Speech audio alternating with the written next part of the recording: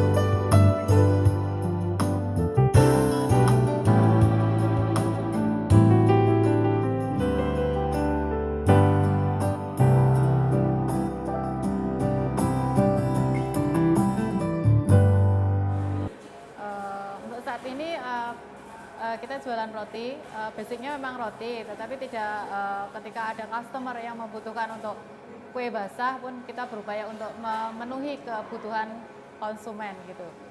Jadi apa yang dimau konsumen kita berusaha untuk bisa memenuhinya. Mungkin hampir tidak akan semua orang percaya ya dengan apa yang saya sampaikan saat ini.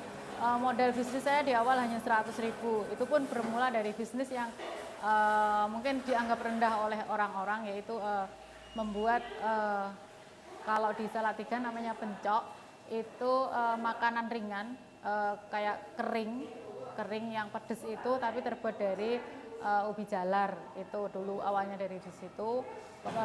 Kurang lebih tiga kali ganti produk ya itu ya. Pertama bikin pencok, kemudian beralih ke sambil membuat pencok itu bikin onde-onde ketawa, atau orang Salatiga namanya kan itu gelek. Kemudian dalam waktu kurun 2 tahun itu terjadi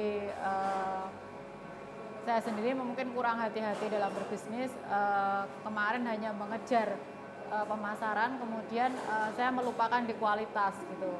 Setelah saya lupa dengan kualitas saya, kemudian saya hancur di situ. Kemudian saya berupaya untuk bangun kembali dengan mencoba untuk membuat produk yang lain. Kemudian beralih ke donat dan bakpia. Nah di situ ternyata juga banyak sekali kendala di donat sendiri, karena donat itu ketika tidak habis 1 hari juga rasa dan teksturnya sudah berubah, jadi kurang diminati konsumen secara keseluruhan gitu. Kemudian di bakpia sendiri karena isiannya basah itu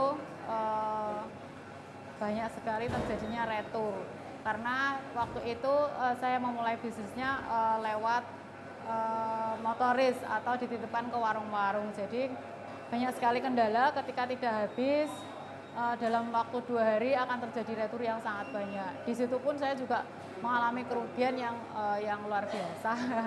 Pada waktu itu karena modal sangat-sangat terbatas, dengan adanya retur juga akhirnya kita juga jatuh. Kemudian mencoba waktu itu juga ada penawaran kredit tanpa agunan. Saya mencoba mengambil kredit itu untuk membeli mixer, dan saya mencoba untuk membuka bisnis roti. Itu pun saya tidak punya pengetahuan yang cukup untuk tentang roti. Saya belum pernah kerja di roti, saya juga tidak punya latar belakang di roti. Dari awal saya ikut pelatihan di kampung, pelatihan di desa, waktu itu adalah desa vokasi. Kemudian di situ pelatihan selama 3 bulan, ada sedikit ilmu, kemudian banyak ada pelatihan yang berbayar waktu itu di Kosimat, itu kurang lebih berbayar sekitar 35.000 sekali ikut pelatihan. Nah, dari situ saya mulai berkembang dan berupaya untuk menambah pengetahuan, mulai dari kita membuka Google atau membuka YouTube, itu bagaimana tutorial menciptakan tekstur roti yang diminati konsumen. Kemudian untuk saat ini saya juga berupaya untuk terus proses belajar dengan mengikuti pelatihan ataupun seminar-seminar yang diadakan oleh sponsor. Tapi untuk saat ini memang banyak sekali yang mendukung, itu adalah perkembangan usaha saya adalah dari sponsor, dan yang paling banyak yang support saya adalah dari Sri Boga, dari tepung ya. Itu adalah pendampingan dari saya, mulai saya pengambilan tepung dari kiloan yang hanya ngecer di toko itu, kemudian sandilalah kata orang Jawa, rezeki ketemu dengan salesnya, ngobrol-ngobrol, kemudian diikutkan paguyuban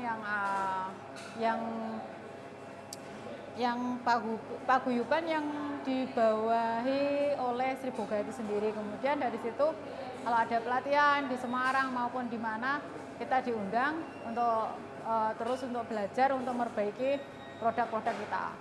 Dari situ kita mulai bisa terus berkembang ya. Jadi dengan inovasi baru dan kualitas yang terus mulai kita tingkatkan. Jadi dalam usaha pun ya kita tidak boleh berhenti ketika kita sudah mencapai suatu jualan sudah laku, hanya berhenti itu tidak mungkin. Kita harus terus berinovasi, apalagi di bidang makan. Saya sendiri pun dulu terjun sendiri, mulai menitipkan di warung atau di pasar. Dulu di pasar ya, menjadi prioritas jadi customer sendiri. Jadi untuk di usaha roti pun sekarang apalagi di sini adalah jadi kampung roti. Jadi saya harus tetap berupaya bagaimana tetap saya bisa terus berkembang di era semakin kompetitor semakin banyak. Jadi mulai dari inovasi, mulai dari rasa maupun harga dan pelayanan. Jadi semuanya aspek harus kita perhatikan. Membuka cabang itu bukan karena semata saya ingin semakin melebarkan, itu bukan, tapi adalah sebuah kebutuhan ketika karyawan saya, satu yang saya perhitungkan adalah mereka harus gajinya semakin tahun semakin naik, dan itu yang menuntut ketika bagaimana ketika tahun ini mereka gajinya segini, misalnya katakanlah 1 juta lah, tapi tahun depan mereka harus lebih. Itu adalah obsesi saya. Jadi di dalam benak saya, ketika saya sukses, orang yang ikut saya harus juga sukses. Yang obsesi yang sudah saya saat ini adalah satu, saya bisa menggaji karyawan UMK Salatiga dan bisa memberikan mereka pinjaman tanpa bunga untuk kebutuhan mereka di saat ini. Katanya habis ini mau bikin kafe, rencana ya? Iya, rencana. Oke, thank you Badri, terima kasih banget. Sama-sama.